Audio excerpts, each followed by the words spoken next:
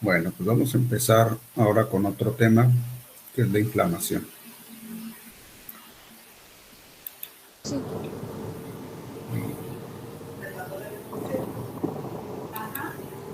Y bueno, la inflamación es un proceso que nosotros lo revisamos en los procesos patológicos, pero realmente tiene mucha injerencia y muchos dicen que es un proceso fisiológico, ya que nos ayuda a, por ejemplo, si nosotros tenemos una inflamación, nos ayuda a determinar dónde se encuentra la inflamación con los signos cardinales de la inflamación, ¿no? Uno de ellos, el dolor, por ejemplo, nos permite saber que algo está pasando o el organismo se puede llegar a dar cuenta de que algo está pasando en él, en algún lugar, ¿no?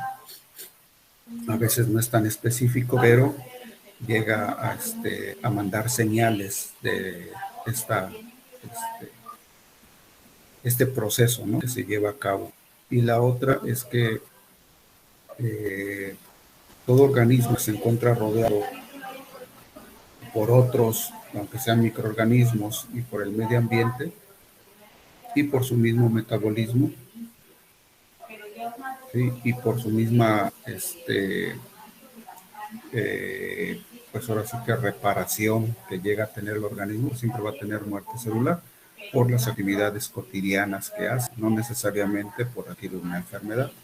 Entonces, estas células que se van muriendo poco a poco y que se mueren por necrosis, pues van a ser removidas o va a ser eliminado todo ese dendritus que se genera con la muerte celular por necrosis a través de la inflamación.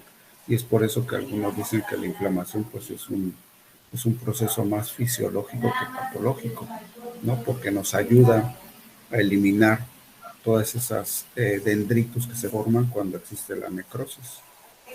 Y pues ya todos sabemos, ¿no?, que Cornelius Celsus, ¿sí?, un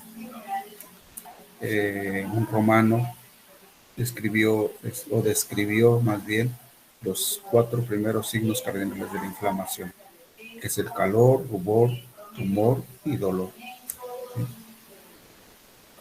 Y después Galeno, que también dicen que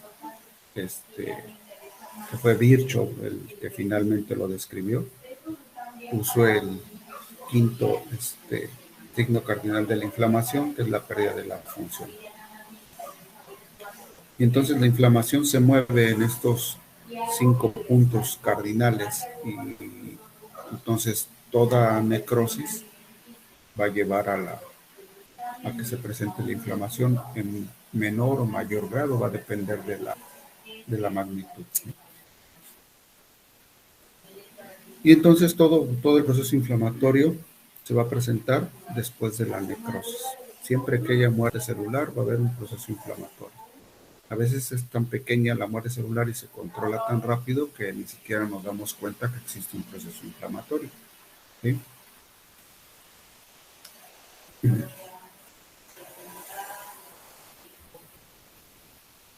Ahora, ¿cómo se generan los signos cardinales de la inflamación? Por ejemplo, aquí en el esquema tenemos un daño en un tejido. El daño en el tejido pues ocasiona necrosis.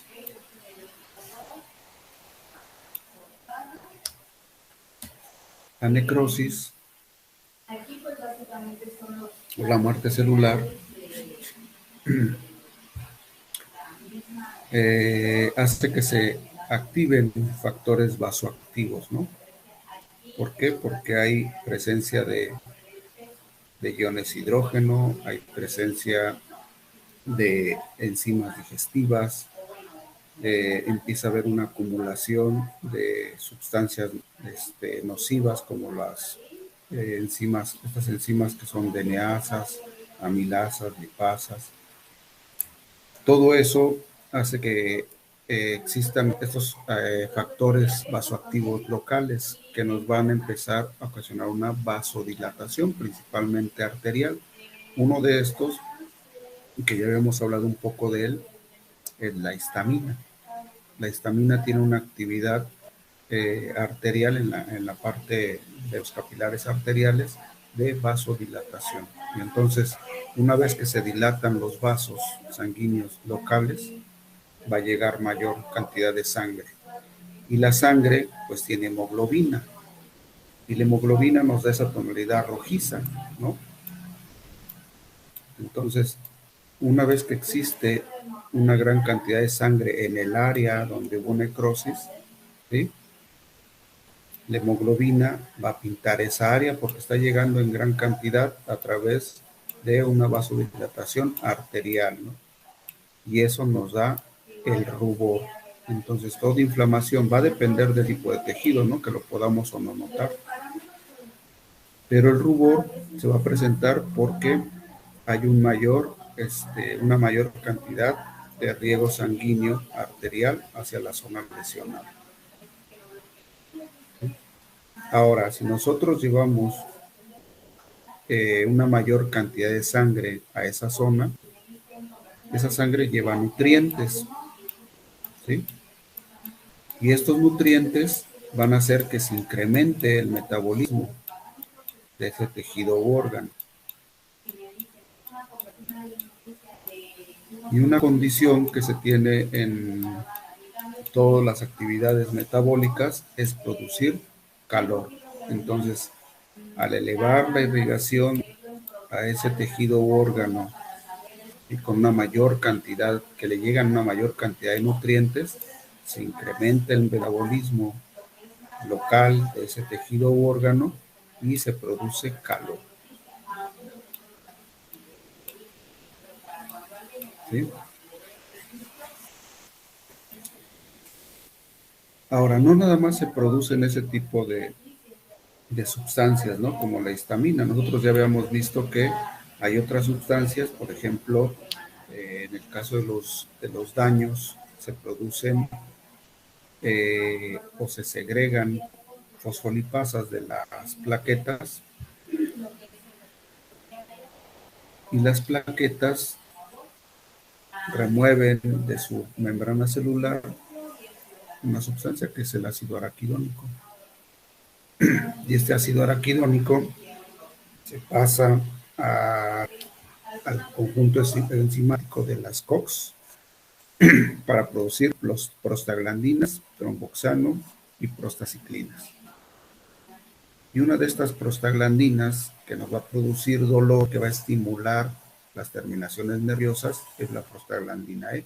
No es el único factor que va a estimular las terminaciones nerviosas que se encuentran en la zona, pero es uno de los primeros, ¿no? También tenemos al grupo de las bradicininas, ¿no?, pero después vamos a hablar de ellos, que también se llegan a producir cuando existe este daño o esta necrosis de un tejido.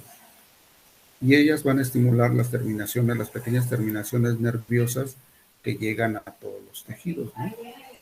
¿Sí?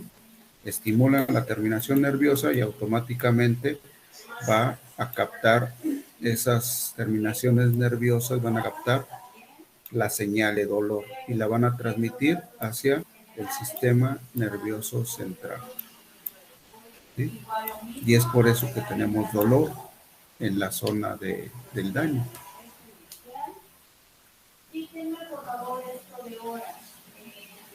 Ahora, al incrementar la irrigación, los vasos sanguíneos de tener un tamaño, ¿sí?, y un vaso sanguíneo de estar así pequeño, se vuelve un vaso sanguíneo más grande, ¿no? Si aumentamos la irrigación. Ahora, esta vasodilatación aunada a la elevada temperatura de la zona, va a hacer que se incremente la permeabilidad. Se incrementa la permeabilidad y vamos a tener, ¿sí?, nosotros lo conocemos, también se le conoce como edema, ¿no?, pero es una de las primeras fases, ¿sí? Nosotros lo conocemos más como tumor. ¿Por qué no nada más se le dice edema? Porque no es lo único que pasa.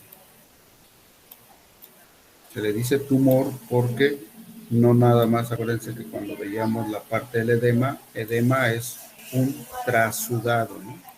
Es agua, trasudado.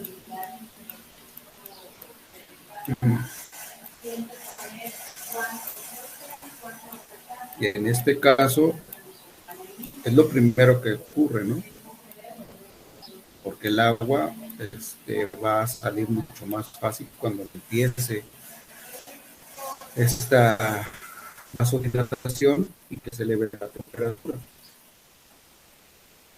Sale agua y lo primero que se produce es edema. Pero como se está elevando la permeabilidad, también van a salir células, también van a salir proteínas. ¿Sí? Y eso es lo que nos va a hacer que produzca el tumor. ¿Sí? Que nosotros lo podemos definir como un exudado. Ya no es un trasudado, ya se convirtió en un exudado.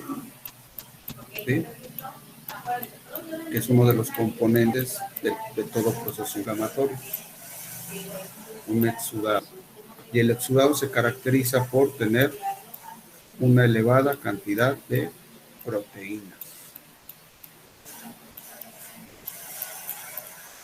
Proteínas también tiene componentes celulares. Hay células que migran a través de esa elevada permeabilidad a favor de una quimiotaxis hacia el lugar de la lesión. Y entonces esto es lo que nos provoca que nosotros tengamos el tumor. Y entonces nosotros, si por ejemplo este fuera la piel y llega un mosquito, ¿no? ¿Sí? Llega un mosquito aquí y pica la... Llega un mosquito y llega a picar una zona, ¿sí? Lo primero que se va a generar, ¿sí?, es una lesión, es una necrosis. Y entonces la piel va a empezar a tener los signos cardinales de inflamación. Y vamos a ver que cambia, ¿no? Cambia su aspecto. La superficie, esto que hace que se vea mucho más voluminosa esa área, ¿sí?, es el tumor. Y nos empieza a dar prurito, ¿no? Comezón. Y nos empieza a dar comezón porque existen factores o mediadores químicos que nos van a provocar que las terminaciones nerviosas que se encuentran en la zona, ¿sí?, nos den cierta cantidad de dolor, y es por eso que nos empezamos a rascar. Y esa área se empieza a ver enrojecida, ¿no? A pesar de que todavía no nos rascamos, se empieza a ver enrojecida. Y empieza a aumentar su temperatura. Esto es un pequeño proceso inflamatorio. Ahora, va a depender de cada individuo, ¿no? Pero ¿cuánto tarda en que este proceso inflamatorio se resuelva? ¿Cuánto han notado, por ejemplo, que se les quite el piquete de un mosquito?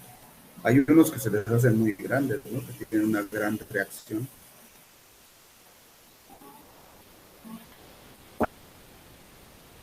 Un día o dos.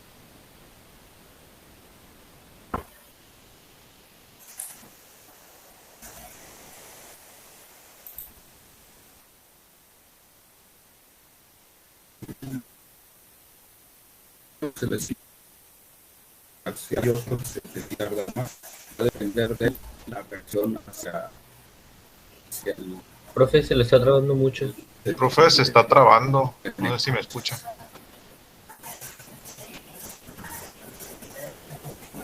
Sí.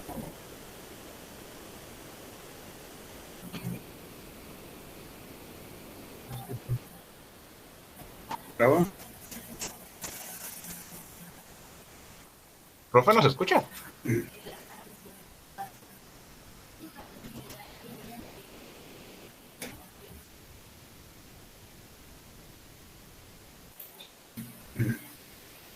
Ahora sí. Sí, ahí sí. ¿Sí? Bueno, sí, pues así pasa a veces con el internet. Y ahora sí que no está en mis manos o yo no puedo hacer algo para que se pueda, ahora sí que la señal componer,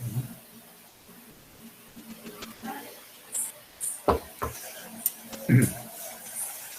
Bueno, pero sí quedó claro cómo se presenta el rubor, calor, dolor, el tumor, ¿sí? Sí, profe. Sí, Dijo en Sí. cuánto tiempo se resolvió el proceso inflamatorio. Va a depender de la respuesta del individuo. Por eso yo les preguntaba del mosquito. Y uno de sus compañeros me dijo, un día, ¿sí? ¿Y por qué a otros se les quita en un par de horas? ¿Y por qué a otros les pica un mosquito y ni siquiera se les hace casi roncha? Nada más se les dé un puntito muy pequeño. Porque va a depender de la sensibilidad que tenga cada individuo hacia un proceso de necrosis. ¿Sí? Ahora, hay lugares en donde el organismo ahora sí que tiene prohibido ocasionar inflamación. Por ejemplo,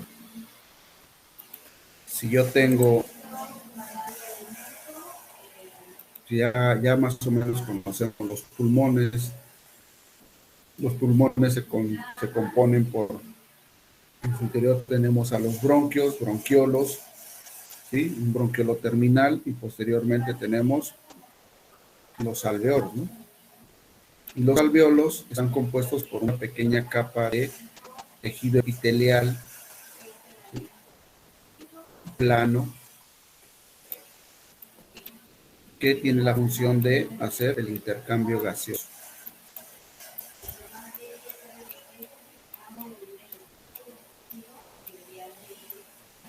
¿Qué pasa si ese tejido epitelial se llega a morir? Tiene necrosis. Se va a provocar un proceso inflamatorio. Ahora, al provocarse un proceso inflamatorio, se incrementa la permeabilidad. Supongamos que estas células empiezan a morir por determinadas causas, ¿no? Ya vimos por qué se pueden morir células, por muchas causas se pueden llegar a morir. Que se mueran estas células. Aquí se origina un proceso inflamatorio. Se incrementa la permeabilidad. Se incrementa la permeabilidad y nuestro alveolo se empieza a llenar de exudado, ¿no? Porque hay un proceso inflamatorio. ¿Sí? Empieza a llenarse de exudado. Lo que impide que haya un intercambio gaseoso. Entonces, hay lugares que a pesar de que sea un pequeño proceso inflamatorio, tienen prohibido inflamarse, ¿no? Ahora, nosotros, por ejemplo, si a un individuo, si esto llega a pasar en varios alveolos, lo va a poner en una situación muy grave, ¿no? Ahora, este proceso inflamatorio, vamos a compararlo con lo que sucede con el piquete de mosquito, que a uno les dura un día, ¿sí? Y se les hace bien grandote, y a otro les dura un par de horas. ¿Qué pasa si, por ejemplo, en este alveolo, a un individuo le dura un día el proceso inflamatorio?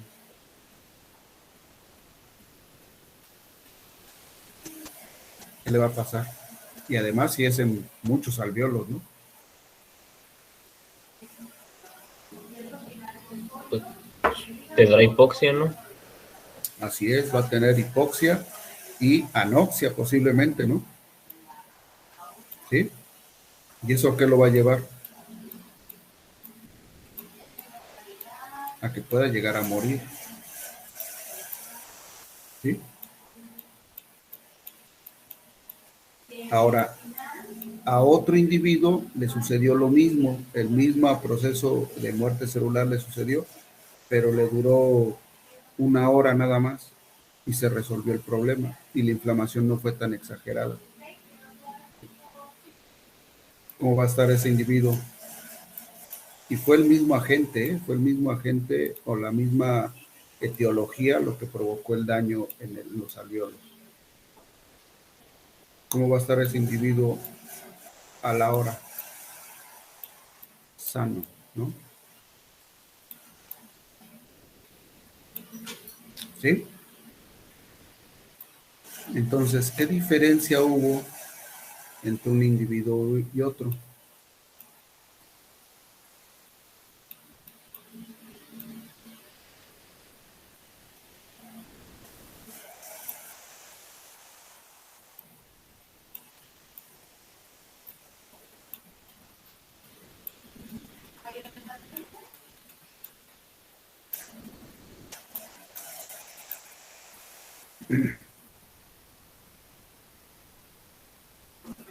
Control del proceso inflamatorio.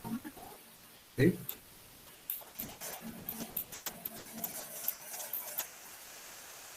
Control del proceso inflamatorio. El proceso inflamatorio en algunos tejidos es controlado, va a provocar en los tejidos por consecuencia del proceso inflamatorio va a ser leve. ¿Sí? Profe, se le está trabando de nuevo. Entonces, al final de cuentas, ¿sí? ¿Dónde se quedaron? Cuando empezó a hablar del control del proceso inflamatorio, que me quedé es el control del proceso inflamatorio en algunos tejidos es controlado, y ahí se empezó a trabar.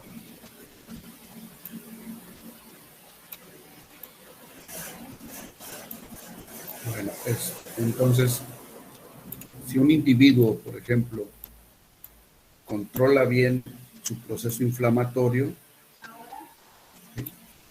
el daño que puede llegar a provocar ese proceso inflamatorio para restaurar esos tejidos u órganos, para limpiarlos después de la necrosis, va a ser mínimo.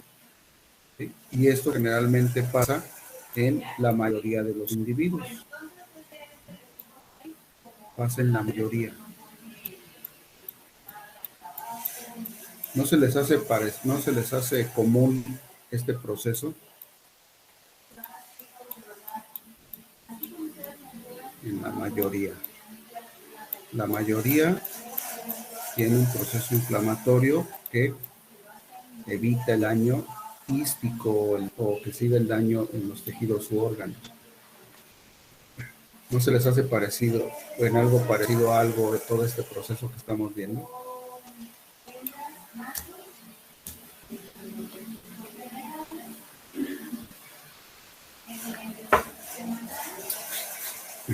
¿O no los recuerda alguien?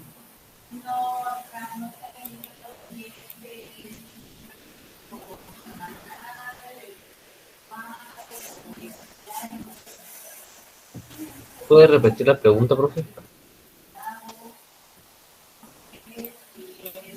¿No les recuerda a alguien el proceso que estamos viendo en los alvéolos?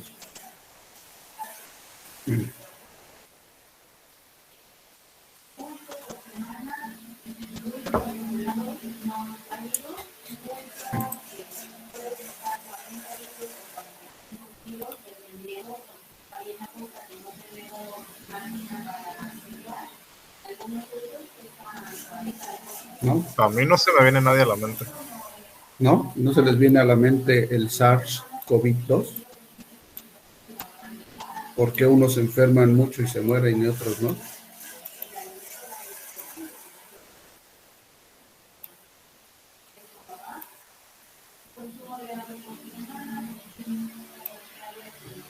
¿Sí? ¿Por qué no se muere toda la gente con el COVID?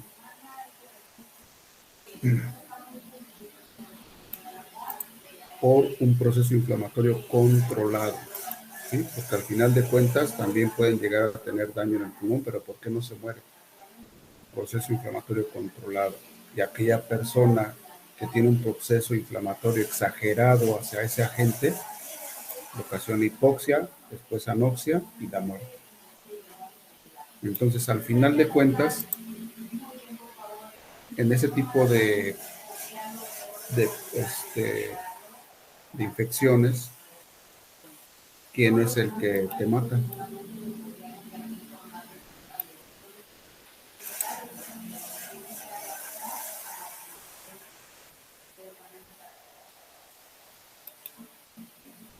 ¿Quién tuvo la culpa de que ese individuo se muriera?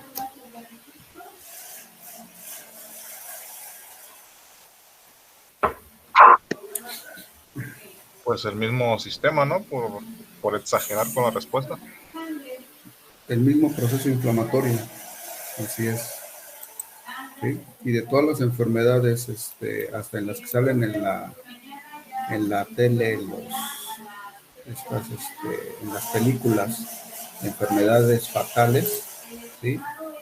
Es el propio sistema inflamatorio descontrolado que ocasionan algunos agentes patógenos, ¿sí? Lo que hace que los individuos lleguen a morir. Y si se fijan, casi todos tienen que ver con el sistema respiratorio, la mayoría. Profe, aquí en este caso, cuando se llega a dar esto, habíamos mencionado que en el proceso inflamatorio era cuando se realizaba la reparación del daño, ¿no? Pero si una Así es. persona toma desinflamatorios, ¿es mejor que tome desinflamatorios y que el proceso sea más tardío o dejarlo a ver qué pasa? Que el proceso inflamatorio sea controlado, ¿sí? Los desinflamatorios lo toman porque el proceso inflamatorio es exagerado, ¿no? Su cuerpo reacciona mucho hacia ese agente patógeno. Y entonces lo que tienes que hacer es controlar el proceso inflamatorio. ¿Sí? Vale. Controlar el proceso inflamatorio, pues para eso hay muchas terapéuticas. No sé si les tocó por ahí oír hablar de que cuando empezó lo del COVID, dijeron, no, pues que no hay que tomar nada, ¿no? Y se seguía muriendo mucha gente. Y después dijeron, no, sí hay que darles desinflamatorios porque se nos están muriendo por inflamación pulmonar. Y empezaron a dar terapias para aliviar la inflamación pulmonar, controlar la inflamación pulmonar, y vieron que empezaron a tener mejores resultados.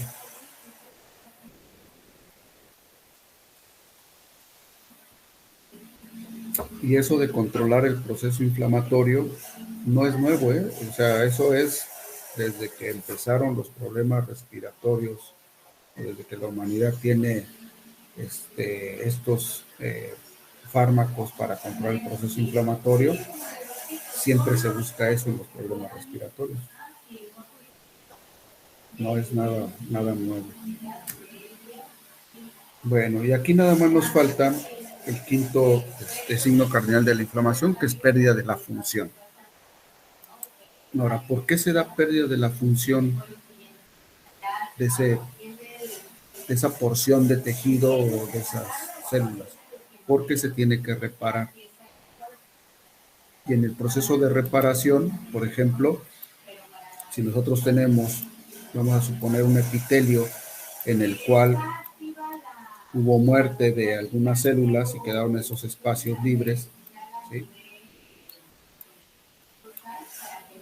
Es lógico que este pequeño espacio donde no hay ese tipo de células, pues no tenga función. ¿Quién va a hacer la función de esa célula? Pues no se puede. Tiene que haber otras células iguales para ejercer esa función, ¿no? Por ejemplo, si nosotros, así no es la piel, ¿no? Pero supongamos que fuera la piel tiene más estratos.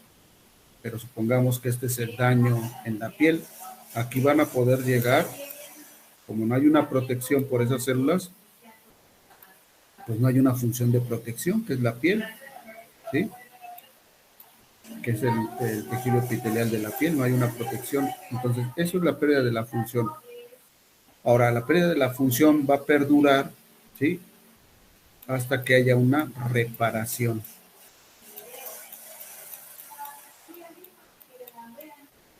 Una reparación. Y una reparación puede haber de varias, ¿no? Una reparación por regeneración, que es lo que generalmente queremos. Y si hay una reparación por regeneración, se restituye la función. Pero puede haber una reparación por fibrosis. Y ahí ya no se restituye la función. Fibrosis.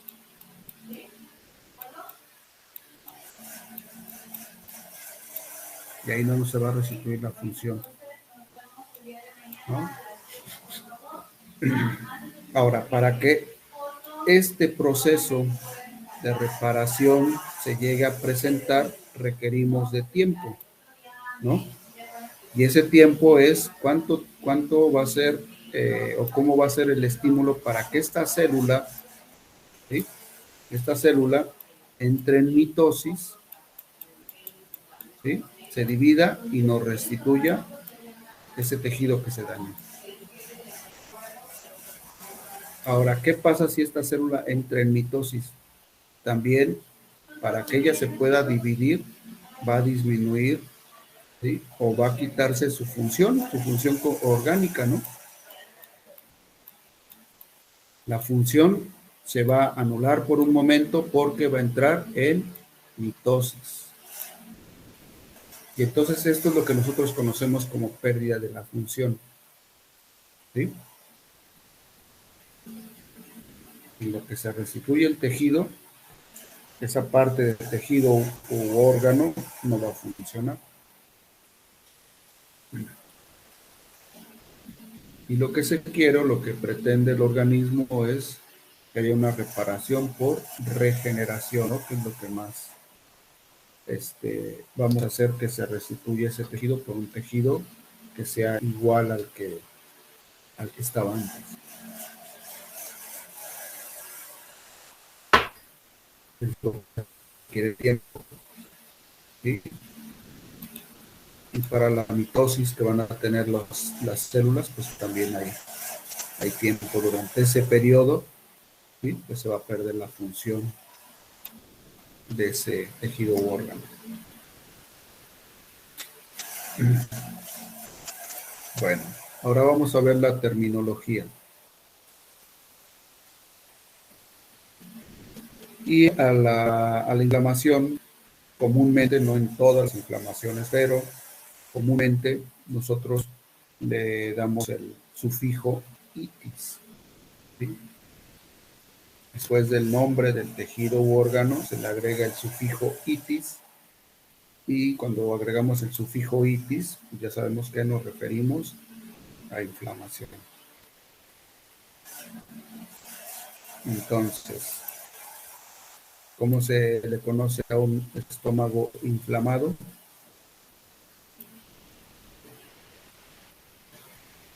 Gastritis. Gastritis, exactamente, ¿sí? El intestino inflamado.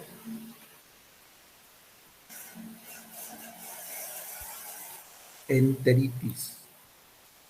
El colon inflamado. Colitis. Colitis, ¿sí?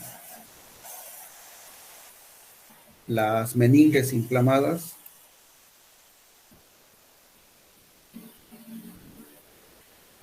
Meningitis. Meningitis, ¿sí? Los bronquios. Bronquitis. Bronquitis, ajá, exactamente. Los alvéolos.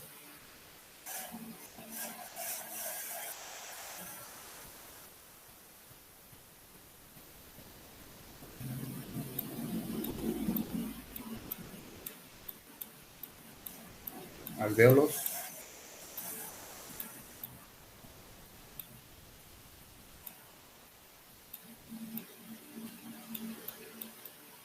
Se puede decir también alveolitis, ¿eh? Algunos autores sí lo mencionan, que así es el término correcto, pero lo conocemos como neumonía, ¿no?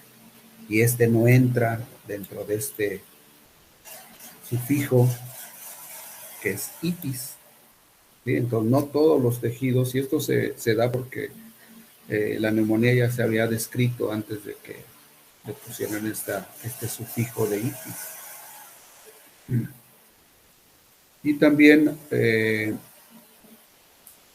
a veces, si hay dos tejidos u órganos involucrados en un proceso inflamatorio, Se juntan las dos palabras y se le agrega itis, ¿no?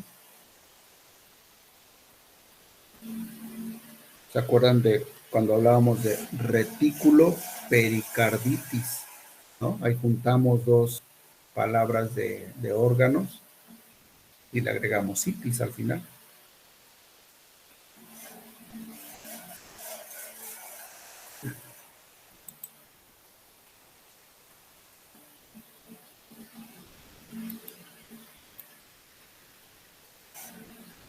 De la conjuntiva.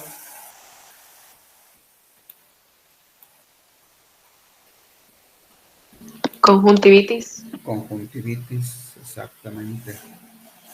Y de la cavidad oral.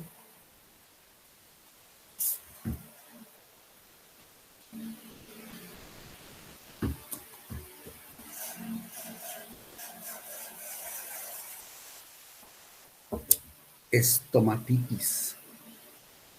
¿Sí? De las encías. Gingivitis. Gingivitis, entonces, por ejemplo, de la cavidad oral, cualquier cosa que esté inflamada en la cavidad oral, nosotros la conocemos como estomatitis, pero la cavidad oral tiene muchos tejidos y órganos, ¿no? Entonces, uno de ellos son las encías y lo podemos ya diferenciar. Ese paciente tiene estomatitis porque tiene una inflamación en la cavidad oral, pero específicamente tiene gingivitis, ¿no? Nada más está inflamada lo que es las encías. ¿Sí? Bueno. Ahorita vamos a ver que también la inflamación, ¿sí? Ya vimos que durante la inflamación se crea el exudado. El exudado es una consecuencia del proceso inflamatorio y ayuda al proceso inflamatorio. Con la elevada permeabilidad, el que se incremente la irrigación de esa zona lesionada, nos va a llevar a que se empiece a producir primero edema y posteriormente la salida de componentes celulares y proteicos de la sangre, ¿no? Y junto con el dendritus celular, que también se generó por la muerte de las células y también de el agente que pudo haber causado el daño, todo ese conjunto nos crea los exudados. ¿Sí? Y vamos a ver que hay diferentes tipos de exudados, ahorita los vamos a ver más claramente, ¿no? Pero tenemos un exudado seroso, catarral o mucoso, fibrinoso, hemorrágico purulento, gaseoso o granulomatoso, linfocitario o eosinofílico, y puede haber combinaciones de él. ¿Sí?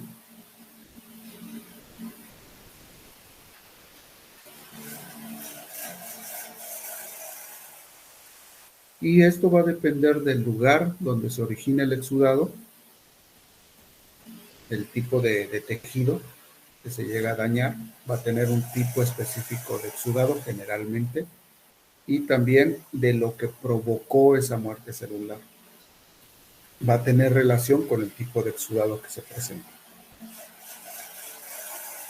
Bueno, después la inflamación, de acuerdo a su distribución, la podemos clasificar en focal, multifocal, zonal, extensiva y difusa.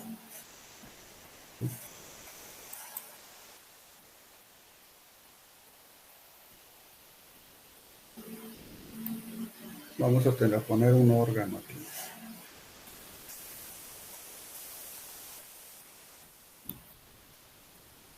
¿Sí? Supongamos que este es un hígado.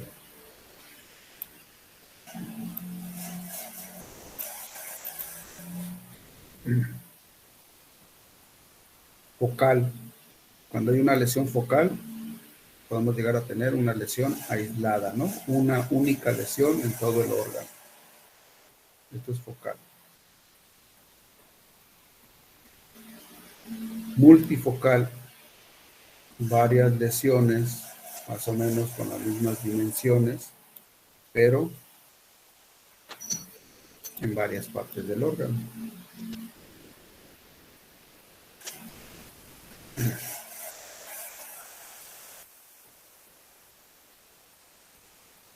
zonal. ¿Sí? Es un área extensa de un tejido órgano lesionada, ¿sí? Y que abarca aproximadamente hasta un 30% del tejido u órgano. Toda una zona del órgano está lesionada. Extensiva. La extensiva es una lesión zonal, pero que no vemos los bordes en donde termina. Por ejemplo, aquí sí se ve dónde termina la zona lesionada y dónde está el tejido sano. En la zona extensiva vamos a ver así, pequeños bordes irregulares de esa zona lesionada y no sabemos realmente dónde termina la zona lesionada. ¿Sí?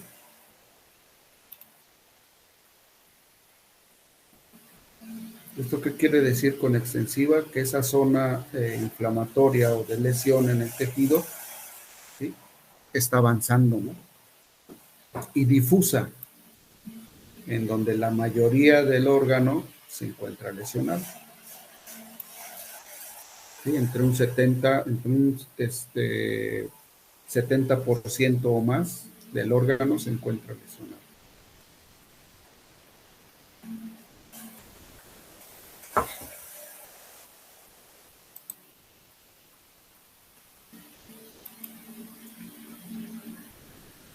Después a la inflamación también la podemos clasificar de acuerdo a su duración. En aguda, la duración va a depender del tiempo. Es una cuestión de tiempo. Entonces, una aguda, ¿sí?, sucede rápido, ¿sí?, en un periodo de tiempo. Puede ser en un día, se provoca una inflamación aguda, ¿sí? Subaguda. Profe, Sí. entonces, ¿la extensiva es lo mismo que difusa? No. En la difusa, todo el tejido está lesionado. En la extensiva, ¿sí?, el tejido puede llegarse a lesionar. La extensiva es en donde no ves los bordes, donde termina la zonal, ¿sí?, se está extendiendo. Ahora, una extensiva se puede convertir en una difusa, ¿sí? Una zonal se puede convertir en extensiva. Una multifocal se puede convertir en zonal. Y una focal se puede convertir en multifocal. ¿Sí? La difusa es cuando todo el órgano está lesionado. Todo el órgano. Y la extensiva, Gracias, es cuando parte de ese órgano puede estar lesionado. ¿Sí? Y que vemos que está avanzando la lesión.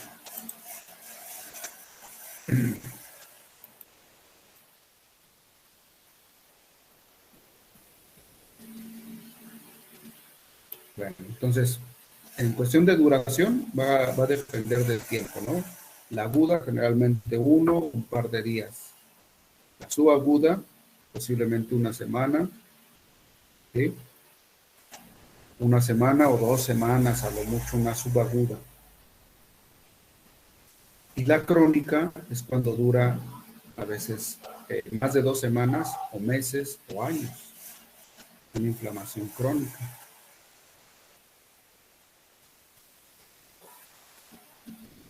Entonces, por ejemplo, vamos a dar algunos ejemplos. Una inflamación aguda.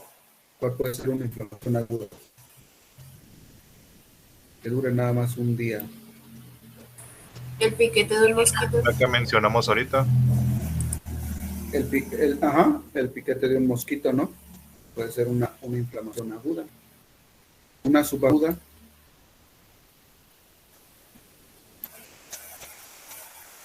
Cuando provocas un esguince. No, esa es crónica. Un esguince sí dura bastante tiempo en quitarse la inflamación. Un esguince es la rotura parcial o total de la cápsula articular o de un ligamento. ¿Sí? Entonces, esa es una crónica. Y va a depender de la cantidad o de la extensión de esa lesión para que se vuelva muy crónica. Un esguince si es algo más crónico. Una subaguda, uno que dure una semana o dos a mucho. ¿Podría ser, profe, cuando nos golpeamos? ¿Un golpe? Así es, cuando te golpeas con algo, ¿no? Sí, cuando te golpeas con algo, pero que sea un golpe no tan severo, ¿no? Por ejemplo, te paras en la noche al baño y te golpeas el dedo chiquito del pie, ¿no? Esto te va a durar ahí pues, un par de días, a lo mejor una semana te duele el pie porque pues sí fue fuerte el golpe. O te estás tocando, por ejemplo, algo en la madera y te golpeaste el dedo. Por lo menos una semana te va a durar esa inflamación. Es una aguda, ¿no? ¿Sí?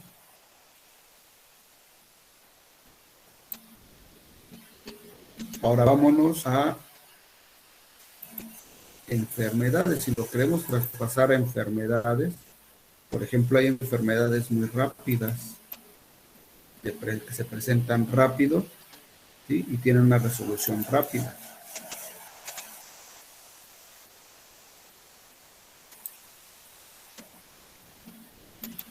Por ejemplo, alguna que sea aguda,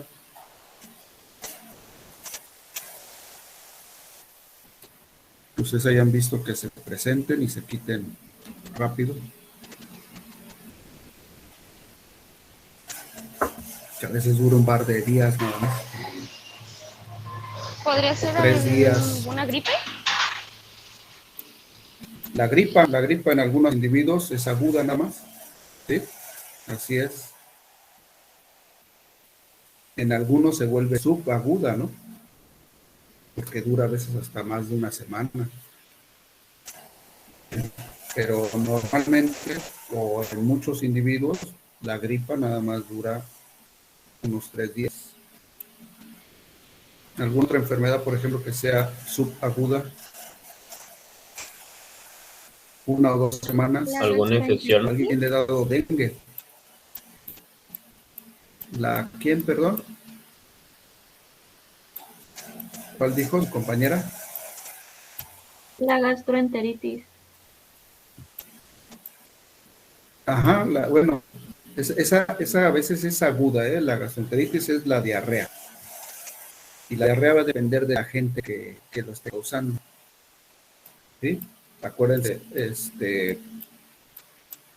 nosotros todavía no lo vemos bien, pero una cosa son los signos de enfermedad y otra cosa es la enfermedad. Por ejemplo, una gastroenteritis provocada por salmonelosis. Se le conoce diarrea del viajero y esa es aguda, ¿no? Dura un día, pero están muriendo. Ahora, si no se atiende, se convierte en subaguda y se vuelve más peligrosa. ¿Sí? Entonces va a depender mucho de la gente que está ocasionando esa diarrea. Pero si ese individuo toma su antibiótico correcto para la salmonelosis, se le va a quitar rápido y se volvió una gastroenteritis aguda. ¿Sí? ¿Cuánto dura el dengue? Profe, ¿y la conjuntivitis por infección no sería subaguda? ¿La qué? Conjuntivitis. La conjuntivitis infecciosa. Generalmente la conjuntivitis infecciosa es por agentes bacterianos, ¿sí? Y sí puede durar hasta una semana, 2 semanas. Así es, va a depender del tratamiento que Y lo digo porque a mí me duró 2 semanas y media más o menos. generalmente sí dura. Sí, se vuelve subaguda, así es.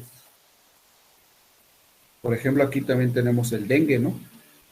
El dengue es subaguda. ¿Sí? A veces semanas, o a veces una semana, entre una semana y 2 semanas duran las personas con dengue. Ahora, la diabetes, ¿cómo es la diabetes? Los daños que provoca la diabetes. Crónica, ¿no?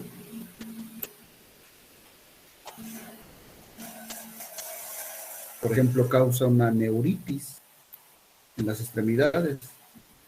Esa neuritis se desarrolla durante años. ¿Sí?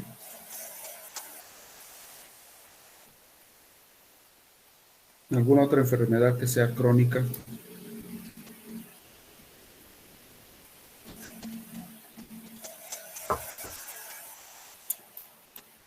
La enfermedad articular degenerativa. En los humanos se presenta mucho en las rodillas, ¿no? Enfermedad articular degenerativa.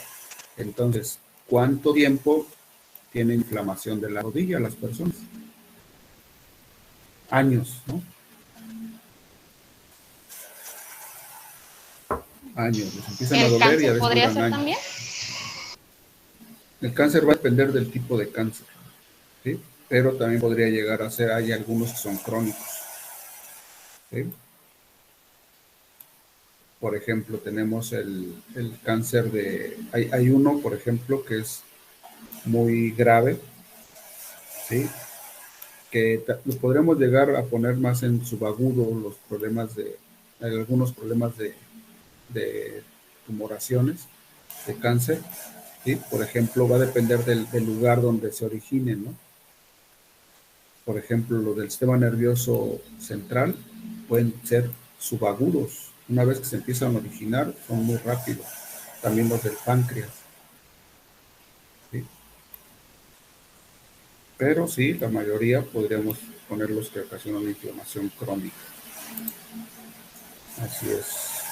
Bueno, entonces así más o menos los clasificamos, ¿no? Las enfermedades. Ahora va a depender también del individuo, de la respuesta del individuo para que tengamos agudas, subagudas y crónicas, no solamente de lo que provocó la inflamación.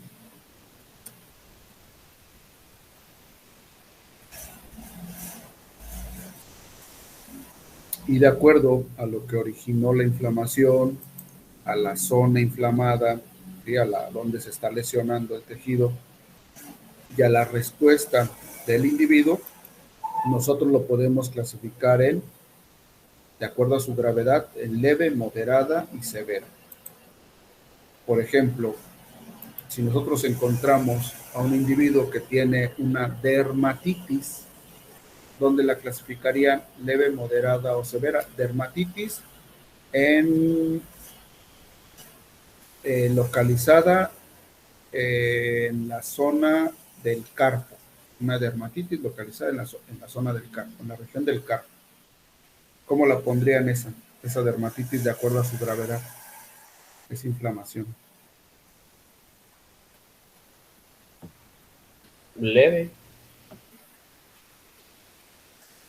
Así es, ¿no? ¿Moderada? Leve. No, leve. ¿Por qué? Porque es muy difícil que pierda la función ese tejido o órgano y con esa inflamación de la piel. ¿Sí? Y además está localizada en una zona muy en particular, que es el carpo, o sea, no es una zona tan problemática.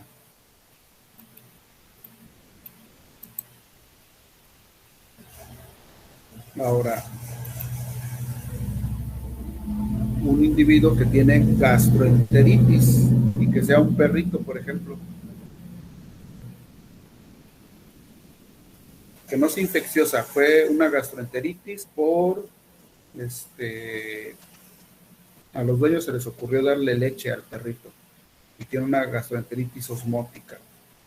¿Dónde la pondrían? Leve, moderada o severa. Es un cachorrito, acuérdense, de 2 meses, un perrito. Moderada. Moderada, ¿no? ¿Por qué? Porque fácilmente se puede convertir en severa. Pero también, si nosotros le dejamos de dar leche, se puede convertir en una gastroenteritis leve y posteriormente quitarse. ¿Sí? Entonces, moderada. Ahora tenemos una gastroenteritis por parvovirus. ¿Dónde lo ponemos?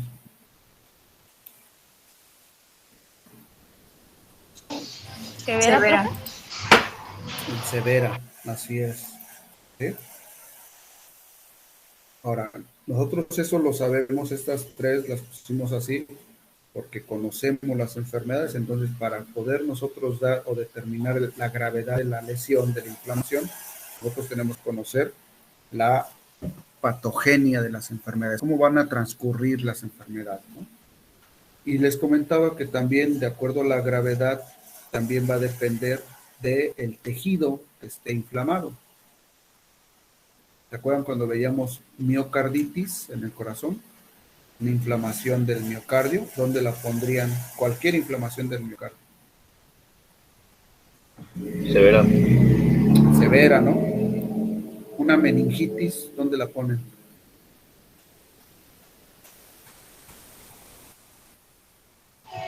¿Severa, profe? Severa, ¿no? No, severa, porque acuérdense que está involucrado el sistema nervioso central. Y ahí, por ejemplo, si en la bóveda craneana existiera un mayor espacio para poderse inflamar las meninges, a lo mejor el cerebro no tendría ningún problema. El problema ahí es que casi no tenemos espacio para que se inflame, ¿sí? Y entonces con cualquier inflamación, aunque sea leve, puede ocasionar problemas severos al sistema nervioso central. Es por eso que todas las meningitis son severas, ¿no? Las neumonías, ¿dónde pondrían una neumonía? Severa. Severa, ¿no? Tenemos que tener mucho cuidado con las neumonías porque eso puede ocasionar la muerte del individuo. Pues es severa. ¿Sí? Entonces va a depender entonces también el tejido u órgano en el cual esté apareciendo esa inflamación. Y aquí tenemos algunas diferencias entre el exudado y el trasudado, ¿sí? Vamos a ver. Las causas. En el caso del exudado ya vimos que la causa es inflamatoria. Y en el caso de lo que es el trasudado, es un trastorno circulatorio que conocemos como edema. ¿Sí?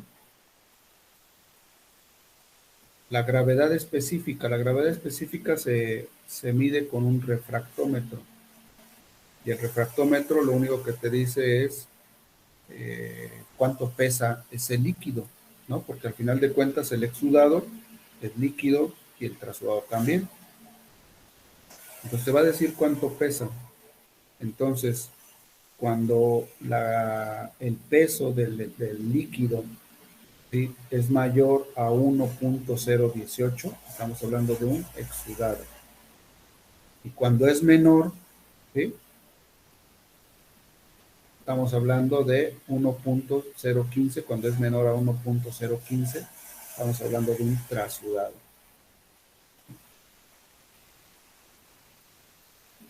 Ahora, si se fijan, hay un pequeño, ahí punto 3, punto 0, punto 003 de diferencia, porque hay uno que se le conoce como trasudado modificado. El trasudado modificado es aquel que se puede llegar a convertir o se está convirtiendo en un exudado. ¿Sí? Y también, por ejemplo, en el trasudado modificado, vamos a encontrar que tiene 3% de proteínas.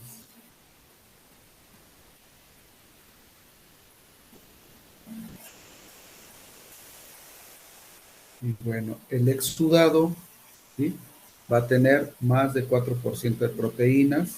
El trasudado tiene menos de 3%. ¿Sí? El exudado puede coagular frecuentemente. El trasudado, pues por no contener proteínas y no contener factores de la cascada de la coagulación, no va a coagular. ¿Sí? En el exudado vamos a encontrar abundantes células inflamatorias. En el trasudado puede haber escasas, pero generalmente no encontramos células inflamatorias. Bacterias, va a depender del tipo de exudado, pero frecuentemente encontramos bacterias. ¿Sí? Y en el trasudado no encontramos, ¿no?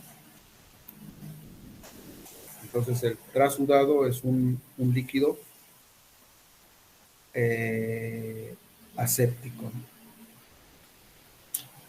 Sin contaminación.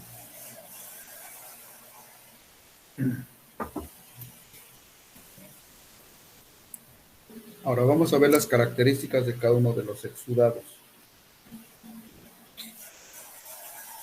Tenemos el exudado ceroso. Este exudado ceroso está compuesto por agua y proteínas. Y entonces, si es agua y proteínas, ustedes imagínense a la albúmina del huevo, ¿sí? A la que es la clara del huevo.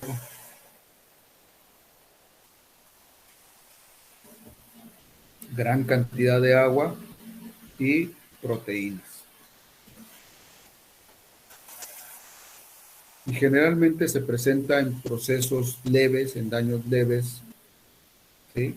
O iniciales del proceso inflamatorio. Ahora, este exudado ceroso también puede llegar, o lo podemos llegar a encontrar en las serosas y en las mucosas como un sistema de protección, principalmente en el tracto respiratorio, ¿sí? Como un sistema de protección. Y es lo que nosotros conocemos como el moco ese transparente que a veces nos sale, ¿no? Es un exudado, por ejemplo, cuando nos llega a o tenemos una leve sensación de que en la cavidad nasal, nuestra cavidad nasal, por ejemplo, detecta algo que nos cayó, inmediatamente hay un exceso de exudado ceroso, ¿sí? Pues lo podemos encontrar en algunas mucosas, principalmente en la cavidad nasal. Pero también lo tenemos en la conjuntiva, ¿sí? Y se presenta en las quemaduras por agentes, por el fuego o quemaduras por fricción. ¿A quién no, por ejemplo, alguna vez les ha, se ponen unos zapatos nuevos y pues les quedan medio apretados o les lesionan una parte del pie? ¿Qué les sale? ¿Cómo se llama la lesión que les sale? ¿Una ampolla? Una ampolla. ¿Y qué tiene adentro esa ampolla? Exudado ceroso. Exudado ceroso, ¿sí? Así es.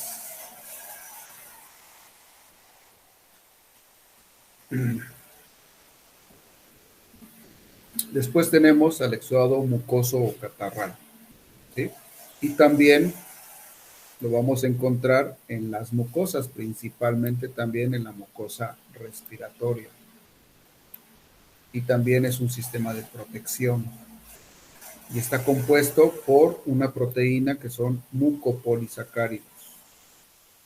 ¿Sí?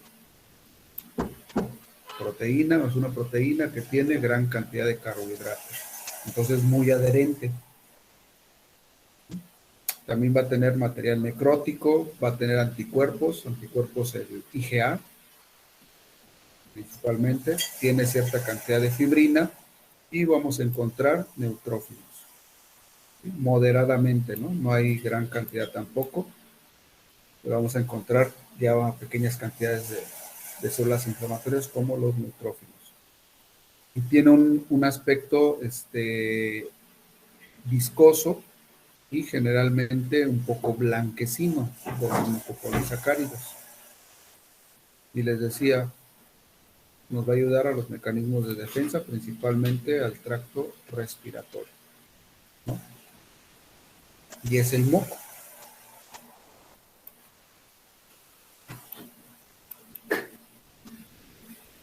Ese es el exudado mucoso.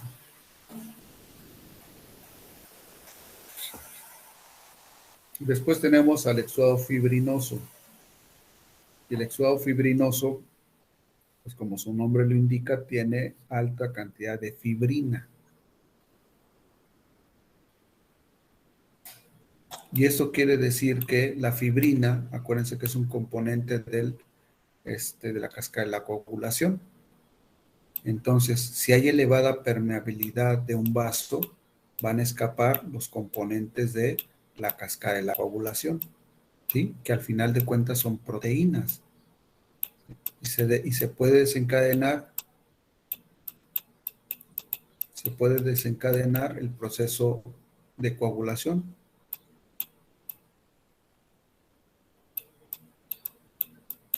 ¿Qué tipo de coágulo, de acuerdo al color, se va a producir en este exudado fibrinoso?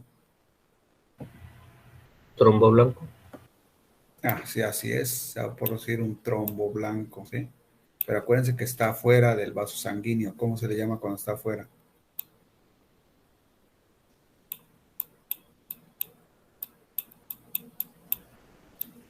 Es un hematoma. Hematoma blanco. ¿Sí?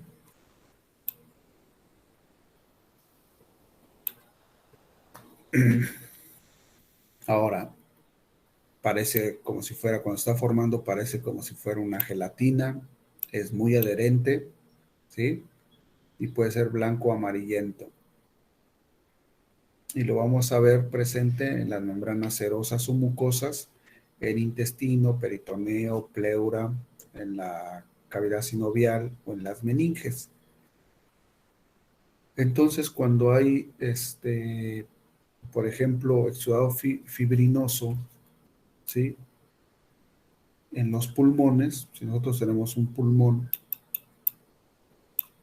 nosotros tenemos la cavidad, entre esa cavidad, en el espacio pleural, aquí es donde se va a formar el exudado fibrinoso, ¿sí? Es muy común en los pulmones. Y este exudado fibrinoso lo que va a hacer, como es muy adherente,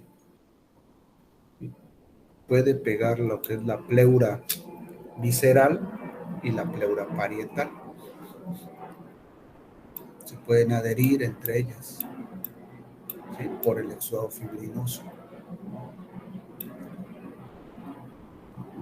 Y se provocan entonces algo que se conocen como adherencias. Y las adherencias, generalmente, como es un tejido fibroso, ¿sí? Impiden el buen funcionamiento de ciertos órganos, como por ejemplo en los pulmones.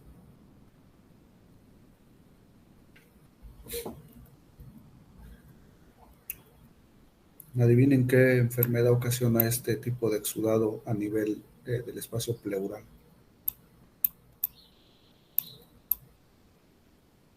Y la gente respira y como que le duele, porque al final de cuentas el pulmón no duele, pero la pleura sí. ¿Qué enfermedad creen que ocasione un exudado fibrinoso a nivel del espacio pleural?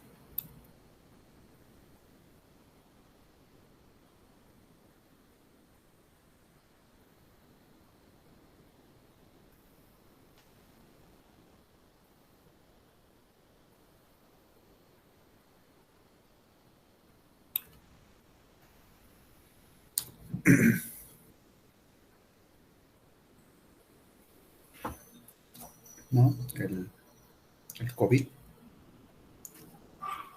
Bueno, después tenemos uno que creo que a todos les ha tocado poderlo observar, que es el exudado purulento, ¿no?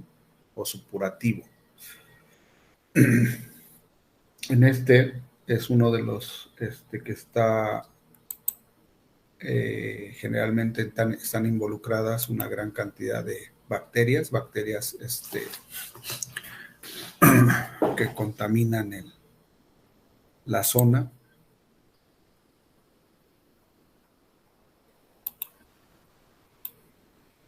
Y son bacterias piógenas. ¿Sí? Y a este tipo de exudado generalmente cuando se presenta va a depender del lugar donde se va la palabra pío, ¿no? ¿Qué significa pío?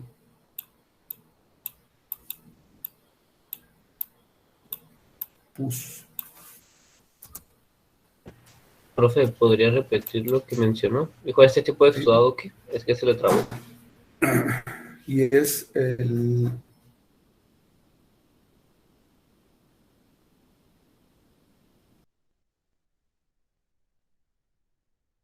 que nos va a originar.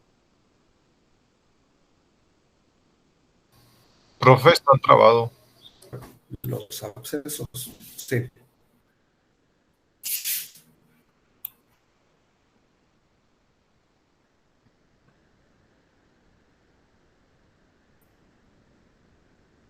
No alcanza. Profe, se está trabando mucho.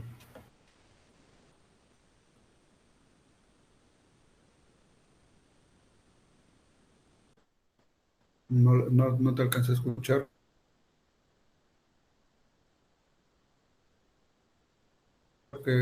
¿Dónde se quedaron?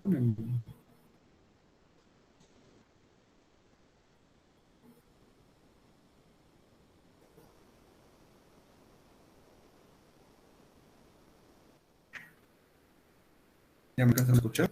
Todavía no. Ya. Se quedó justo después de lo que mencionó de las bacterias piógenas.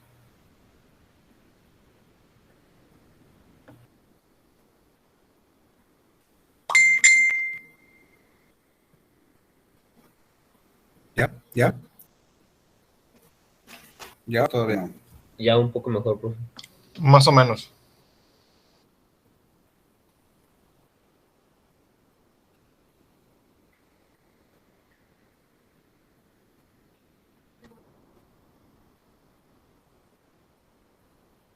¿Ya? Bueno. Entonces, este exudado.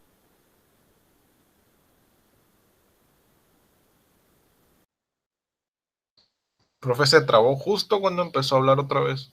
No sé si alguien más también.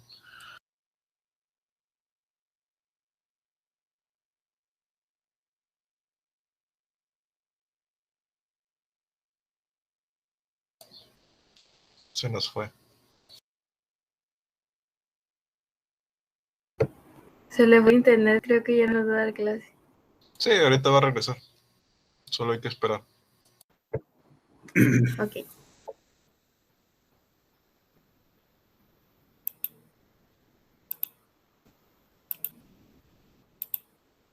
¿Ya? ¿Ya me escuchan?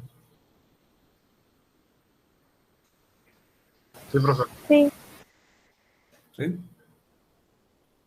Bueno, entonces estábamos hablando acerca del exudado purulento, que generalmente está contaminado por bacterias, y las bacterias son las que generan este exudado purulento, ¿no? Sí, y son bacterias piógenas. Y las bacterias piógenas tienen el prefijo, este prefijo pío, ¿sí? Que significa pus. Es lo que caracteriza a ese exudado purulento.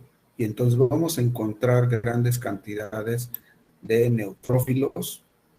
Los neutrófilos son la primera barrera de defensa y tienen alta afinidad por los procesos bacterianos, ¿sí?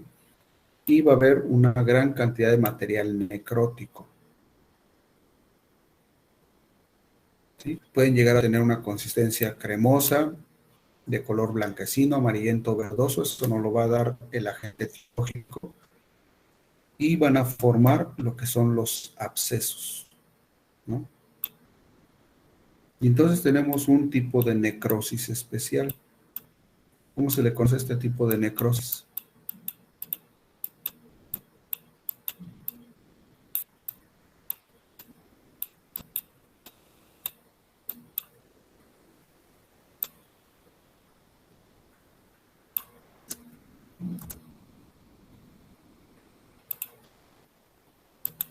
¿No es necrosis licuefactiva? Así es, la necrosis licuefactiva, ¿no? Por eso es que se llega a producir mucho, o nos ha tocado mucho ver ese tipo de exudado en el tejido subcutáneo, en donde se encuentra gran cantidad de grasa, ¿sí? Y ahí es donde se forman generalmente la mayoría de los abscesos. Se pueden formar en otros tejidos, ¿no? Pero para que quede un poquito más claro, es en donde a veces los llegamos a ver más, ¿no? Por ejemplo, en las mordeduras de los perros, cuando se llegan a morder y se lesionan hasta el tejido subcutáneo, ahí se puede formar fácilmente un absceso y vamos a ver el exudado purulento, y se va a denominar esta pus, este exudado purulento, se va a denominar de acuerdo al lugar donde se encuentre y se le asigna el prefijo pío, ¿no? Y ya habíamos visto algunos ejemplos de algunos tipos o exudados en algunos lugares, ¿sí? Por ejemplo, el piotórax, pioperitoneo, ¿sí?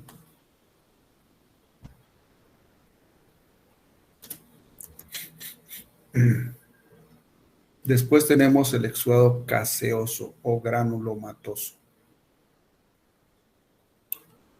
El exudado purulento es semilíquido, a diferencia del exudado gaseoso que es semisólido, ¿sí?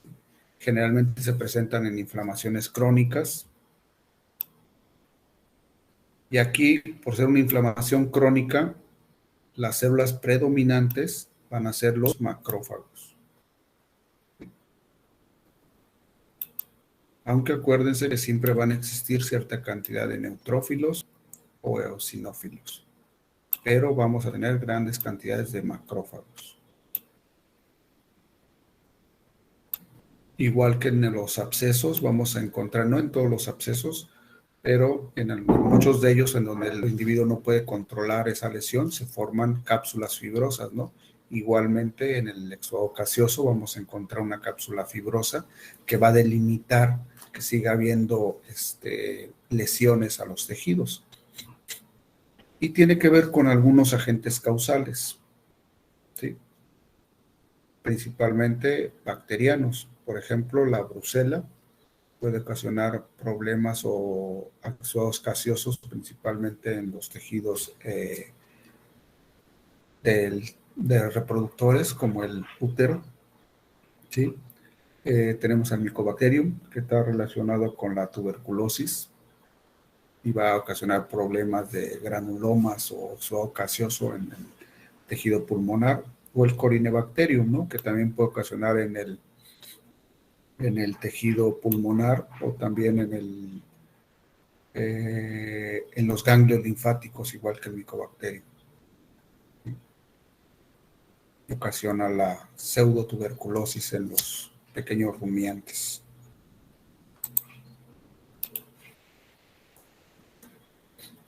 Después tenemos otro exudado linfocitario, otro exudado que se conoce como exudado linfocitario, que se presenta particularmente en el sistema nervioso. Este es un exudado microscópico, no lo podemos ver así a simple vista, ¿sí? Y generalmente las enfermedades virales como la rabia, el distemper o la encefalitis equina ocasionan esta inflamación, ocasionan una encefalitis y vamos a ver este exudado linfocitario. ¿Qué característica tiene?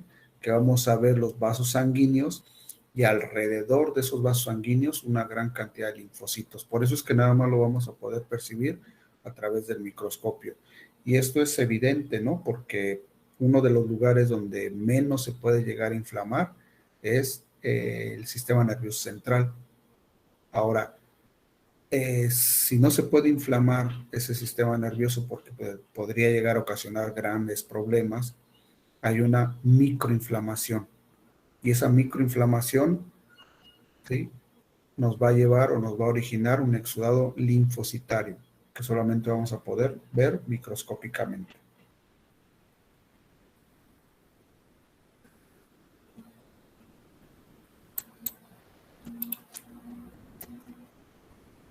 Y después tenemos el exudado eosinofílico, ¿sí?, pues constituido por los eosinófilos. Y generalmente se va a presentar por problemas de parásitos, ¿sí?, y procesos anafilácticos, lo que conocemos como las alergias.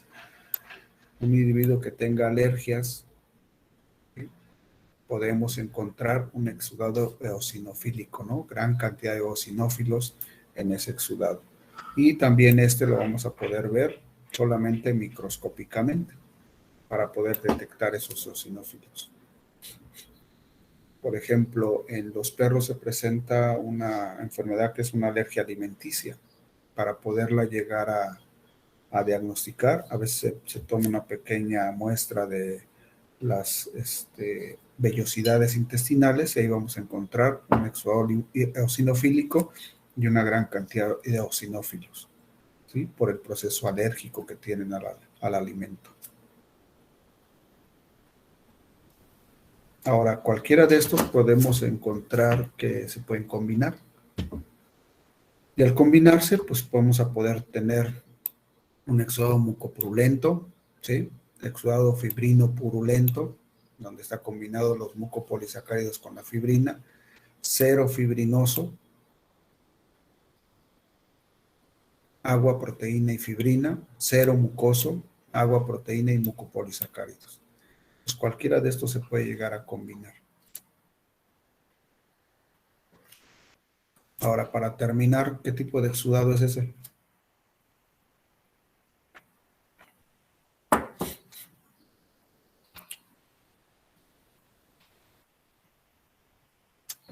Mucoso.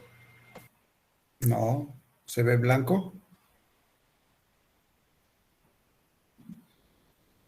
Se ve transparente, ¿no? Entonces, ceroso. Transparente. Sí, es transparente, entonces es un tipo de exudado ceroso. Ese, ahí ya cambia de color, ¿no?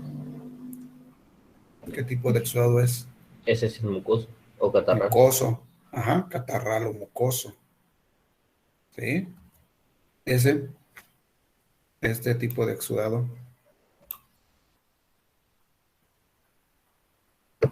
Fibrinosa, No, Mucoso también. se ve ligeramente amarillento, ¿no? ¿Sí? Ligeramente amarillento y un poco más espeso. Este es purulento. ¿Sí? Este es más claro todavía. ¿Qué tipo de exudado es? Este es un útero, ¿sí? Un útero, ¿sí? De una gatita y que tenía estos en su contenido. ¿Qué tipo de exudado Purulento. es? Purulento, exactamente.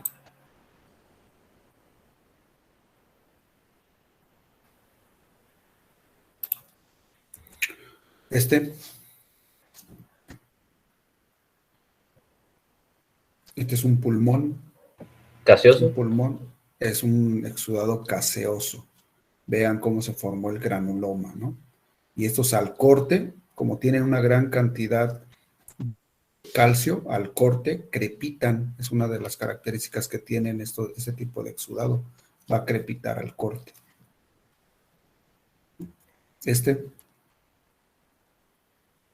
Gaseoso. Gaseoso es otro pedazo de pulmón, ¿no? En donde se le hizo un corte y vamos a encontrar un exudado gaseoso. Y bueno, como consejo yo lo tomo pues varias veces, a veces al día, ¿sí? Es un curso de superación que por ahí me encontré. En lo particular a mí me sirve para ponerme al día con lo que tengo que hacer, ¿no? Ahí se los paso para que lo estudien y el que quiera pues puede hacerlo, ¿no? Les digo, yo en particular me ha servido mucho para poderme superar. Y bueno, ¿alguna duda que tengan?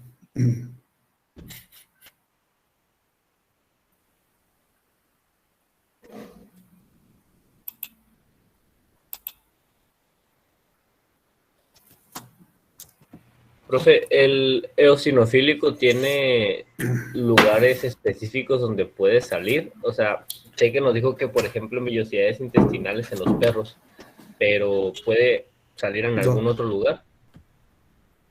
Sí, por ejemplo, da alergia por ejemplo, en la piel.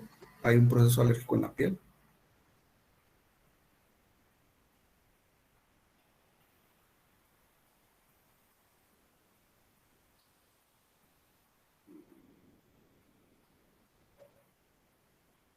Sí, bueno, ¿sí me escuchan? Sí. Es que se quedó como que trabado un ratito. ¿En la piel puede dar alergia? Sí, En sí la- puede haber alergia. Sí. Ajá. En cualquier lugar donde dé un proceso alérgico, ahí vas a encontrar el exudado eosinofílico. Es común en la piel, es común en la cavidad nasal, por ejemplo. ¿Sí? Una persona que está estornudando a cada ratito, lo más seguro es que tenga un proceso alérgico. Y ahí vas a encontrar el exudado eosinofílico. Pero acuérdense que es microscópico, no se alcanza a observar. Y en cualquier lugar donde existan los parásitos, también va a haber alrededor de los parásitos una gran cantidad de eosinófilos. Y se va a presentar un exudado eosinofílico.